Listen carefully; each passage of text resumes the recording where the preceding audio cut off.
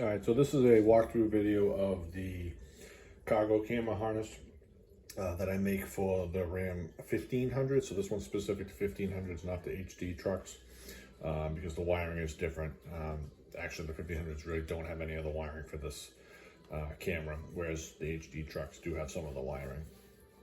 So if you get your hands on one of the factory LED third brake center high mount stop lamps with the camera in it, this is the harness that you can use to activate the cargo camera on your 8.4 radio. So you need the 8.4 radio for this one.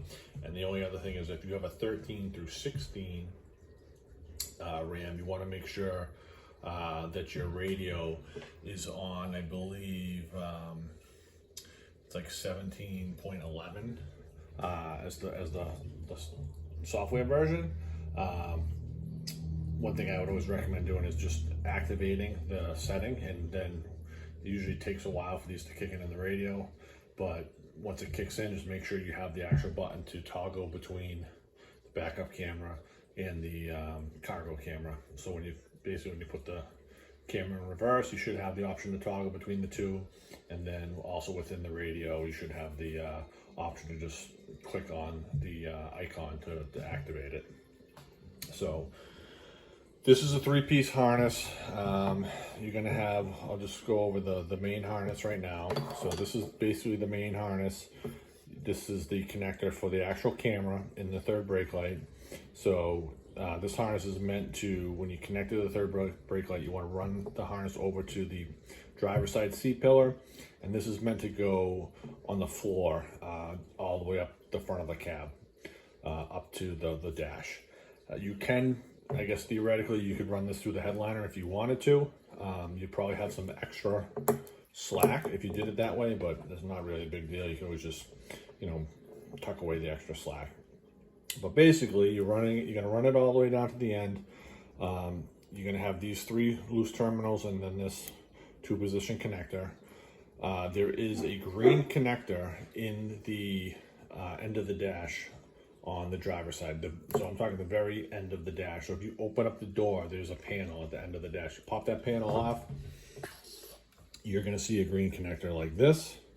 It'll be kind of push pinned onto a piece of frame,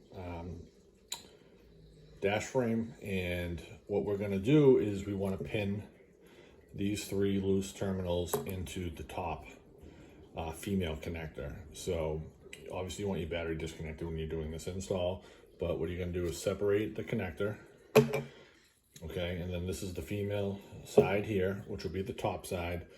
We need to unlock it to actually pin to it. So if you look at the front side here, there's this little piece right here that if you can get something underneath this and pry up on it, so I just have my pocket knife on me right now, but it should do the job. And you lift up on it like this, then you should be good to actually pin to it.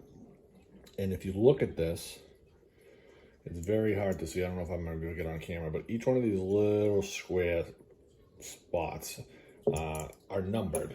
So this is a 16 position. So the top row is 1 through 8, and then you have 9 through 16. Let me see if I can figure out which way this goes. Okay, so in this orientation, top left is 1, top right is 8, bottom left is 9, bottom right is 16. So on the harness, these will be labeled, and in this particular harness, it's 12, 13, and 14. That should be the same for all of the 1500 harnesses. So basically, you just want to pin 12, 13, and 14.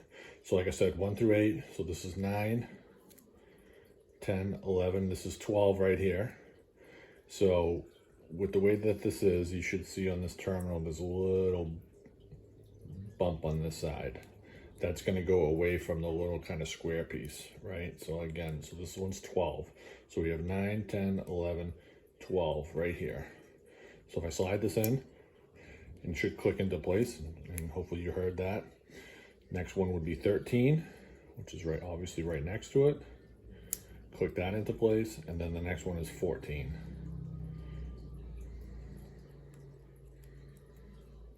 and that one clicks into place. And once those are pinned, you can close this up.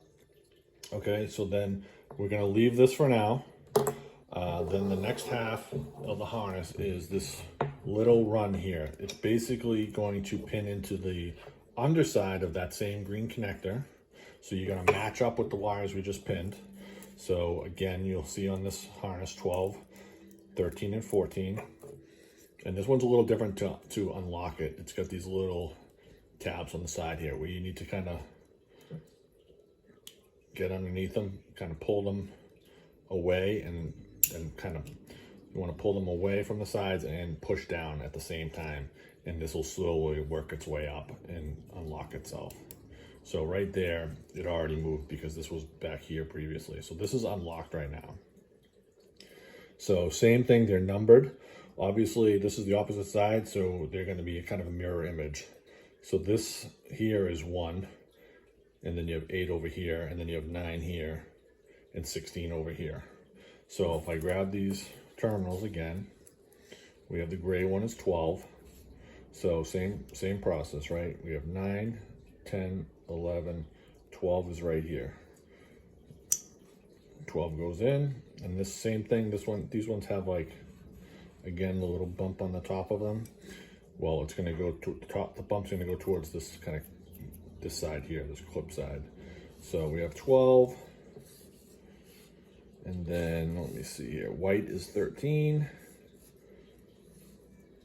and it clicks. Green is 14, and again it clicks, and once that's done, we need to lock this back in. Usually I just come in here with something and kind of push this down. Just make sure you don't bend the terminals because they will be sticking out of here. And this is locked back into place. So the next step really is we need to run these wires over to the camera because this is what sends the signal, the camera signal, over to the radio. So the other end are these 3 female connectors. The back of the radio, you have this big black connector. This is the C1 connector. To disconnect this from the radio, there's a little spot on this. You have to kind of push it in and then pry this lever out. So if you do that, the lever unlocks. And as you pry this lever like this, it's going to push this away from the back of the radio. So you'll have this disconnected just like this.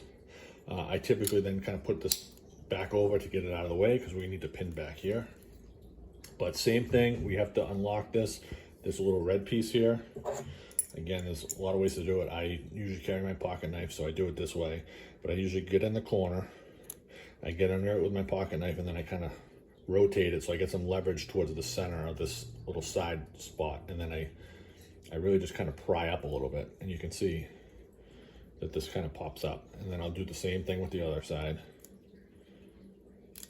and that pries up. So that whole piece is unlocked now.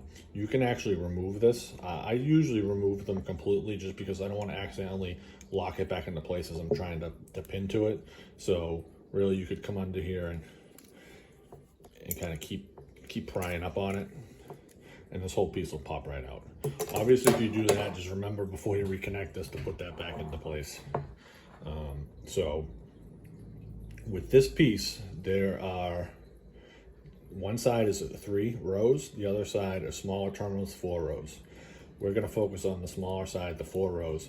And if I flip this over, okay, the way that this one works, hopefully you can kind of see on this piece right here, it's actually labeled the number 10. I don't know if there we go. You can see that 10. So that's the 10th position. So the first position is way over. The top left is the first position. So this first row goes 1 through 10, 11 through 20. Then down here is 21 through 30 and 31 through 40. Then 41 starts with the 3 row side with the larger terminals. So again, we don't care about those ones. What we're actually going to pin into is positions 24, 25, and 26. So we have 1 through 10, 11 through 20, 21 through 30. So it's this third row, the third row that we need to pin into. So again, like I said, it starts with 21, and we have the green one here is gonna be 24. So I'm gonna go 21, 22, 23, 24 and drop it in. And now again, that locks into place. So that was 24. The white one is 25. And then with these terminals, I don't know if you can see, there's like a hole in the top here versus the bottom. That's, we want that face up as we're pinning it in this orientation. So we got 24, there's 25, and here's 26. And you can hear them click into place. So those are in. I'm gonna put this TPA lock back in, push it all the way down. That's good to go. The last thing you need to do, obviously, if you push this bar back, the lever back to, get access to this, you need to open this back up, because as you connect this back to the radio, then you're gonna pry this lever back in and you're gonna lock this into place.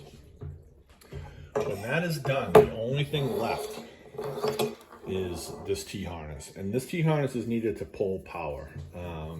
So this power is coming from the overhead, your compass module. So obviously, I think if you don't have a compass module, if you have a truck that doesn't have an overhead, you still should have power running through that factory connector. So the last step in this, right, is if this is the factory connector, that we just pinned everything to, it would actually be in this orientation.